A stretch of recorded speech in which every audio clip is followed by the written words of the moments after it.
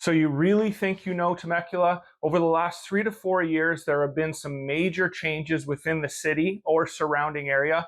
And in this video, I'm going to go over 7 things that have changed the landscape for many people coming into Temecula. Not all negative. I still love living here, but definitely you need to watch this video before making the decision to move to this area. Let's get right into the video. So everybody really knows this. Throughout America, affordable housing has become a problem in many areas. Temecula is no different. And I'm not just talking about purchasing property. When or if you plan on moving here and renting, be ready. Pay stubs, work history, 2.5, 3 times rent, $3,200 a month for rent. There's a lot of things. It's almost easier now to buy than to actually rent in this area. So just be aware that coming in here 5 years ago, renting something for $2,000 or $1,800, and showing that you have some employment and some savings in the bank, it's going to be a lot more than that. And it's in many cases very difficult and frustrating, especially when you're dealing with management companies that put these listings online. They never respond on the email. They want you to pay these $50 to $70 fees to basically do credit checks on you, and then you don't even get the house. So just be aware that it's not as easy as it used to be buying too, but especially renting. Number 2, major construction on the 15 freeway is making it an absolute nightmare for commuters coming especially back from San Diego in the afternoon. Hopefully within a year this is resolved, so this is going to be a short-term problem, but just be aware that if you are needing to go to San Diego a lot over the next year, probably maybe year and a half, it is going to be awful to get back to where you're living in Temecula. I strongly suggest that if you do move to Temecula, you move in the southern area of Temecula, so you're going to cut off at least 20 to 30 minutes of drive time per day. Another thing, just to go along with that construction and way of the freeway, there is construction in way of apartments. Just overall, traffic is going to get worse in Temecula because of how many people are moving in here and the influx of people versus the actual infrastructure that's going in. Okay, next up, fire insurance. If you're looking to purchase a home in Temecula, there are some areas that you're going to have to spend a little bit extra in fire insurance. Let's call it $1,500 a month. Insurance companies have been leaving California. It hasn't been fun for buyers coming in.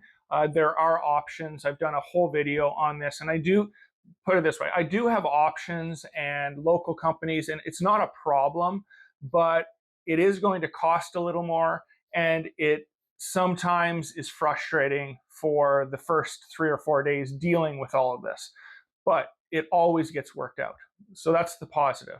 The negative is it's just not easy anymore. Before, when I was in escrow, you're like, oh, get your insurance 2 weeks before we close.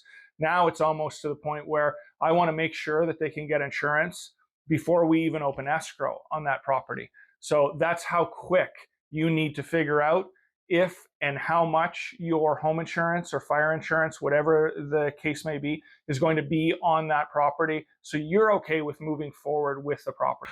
Okay, this is similar throughout all of the United States. Going out to eat is absolutely ridiculous now.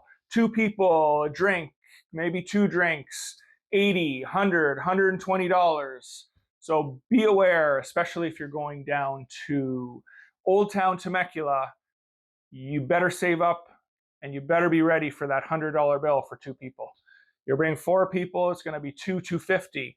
And that is probably average for a couple drinks. I mean, if you go to some of the expensive restaurants and you get something nice, it's easily going to be $400 or $500 if you're getting steak or seafood or that type of thing for 3 or 4 people.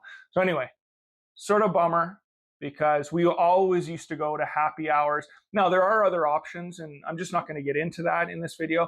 I'll give you one. Wineries, there's free tastings and happy hours in a few places. But it just seems over the last 3 to 5 years, a lot of the happy hours, they might have gone away, or all they do is cut the food portions in half from the regular time, so it's really not a deal.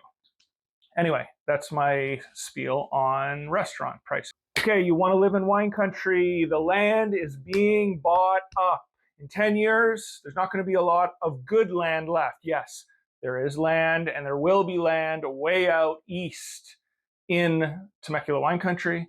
But if you want to be within the hustle and bustle of all of the 40 plus wineries that Temecula has to offer, you better get on buying land within the next 2 to 3 years, because it's going to be gone, and then what will be left will be extremely, extremely expensive.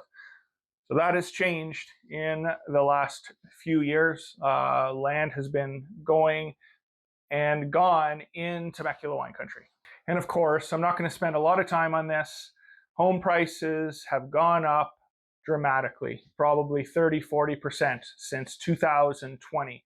So just be aware, right now, an average home in Temecula is going to be $775 to $850.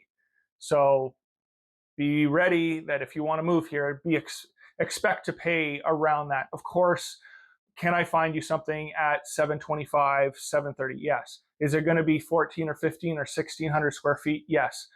I'm just saying the average, maybe 2,000 square foot home in Temecula right now is going to be that 780 to 810 price range. So that has been a change over the last 5 years. Thank you very much. And until next time, from Exploring Temecula,